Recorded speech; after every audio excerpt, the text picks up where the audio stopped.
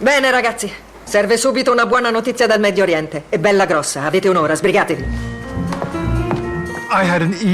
Ho ricevuto un'email del mio agente che mi diceva che avrei dovuto leggere Pesca al salmone nello Yemen. Così l'ho letto e ho subito capito che era un gioiellino.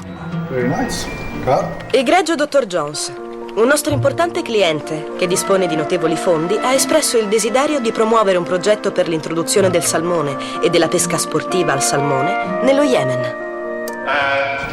Racconta dell'idea pazza di uno sceicco così appassionato di pesca al salmone che la vuole introdurre nello Yemen. Ed è quello che fa.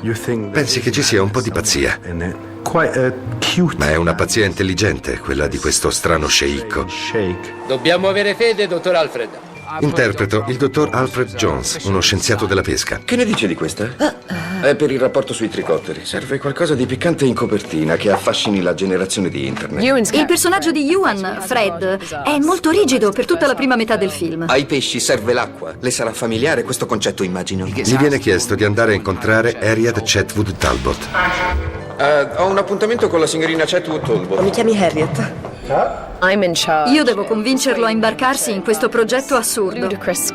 Quindi in teoria è possibile. Beh, in teoria è possibile, così come inviare degli uomini su Marte. In teoria è possibile. Per Fred non è affatto possibile che questi pesci abituati alle fresche acque scozzesi possano sopravvivere nel deserto, quindi per lui è una totale perdita di tempo. Qui fa molto freddo e piove molto. Qui fa molto caldo e non piove molto. Capisce la differenza? Beh, mi sta indicando l'Arabia Saudita, dottor Jones, non lo Yemen. Il mio personaggio non vuole assolutamente saperne, ma il governo vuole raccontare una storia positiva sul Medio Oriente. Vorrei presentarti Patricia Maxwell, il capo ufficio stampa del primo ministro. Io voglio una foto sensazionale per migliorare i rapporti fra inglesi e arabi. Il premier è molto a cuore la cosa, ci serve qualche notizia. Gli chiede di aiutarli e di farlo. Lo sceicco ha una passione talmente grande per i salmoni che gli sembra ragionevole volerla portare nel suo paese. Alla fede e alla pesca. La fiducia in idee improbabili. Credo sia questo il messaggio del film, che trovo delizioso. Non ci tornavo da molto tempo. Ah sì? Sì, da parecchio. È stato bello tornare là. Uno degli aspetti interessanti del film è vedere prima il paesaggio urbano di Londra, poi le Highlands scozzesi e infine lo stupendo paesaggio che abbiamo fatto passare per lo Yemen. Se togli alla Scozia il suo verde, ti rimane il deserto o le montagne dello Yemen o del Marocco, che abbiamo spacciato per Yemen, visto che sono molto simili.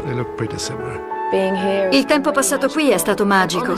Il film ha rafforzato il mio amore per questa professione, che dovrebbe essere divertente.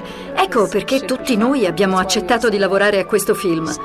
C'era una bella atmosfera sul set ed era merito del regista, che stabiliva i toni per tutti. Lui è una persona davvero forte e rilassata e anche questo l'ha resa un'esperienza meravigliosa. Tutto il lavoro è stato un divertimento continuo.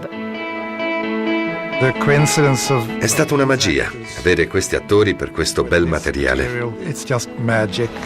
Comincio a credere che questa folle impresa potrebbe anche riuscire.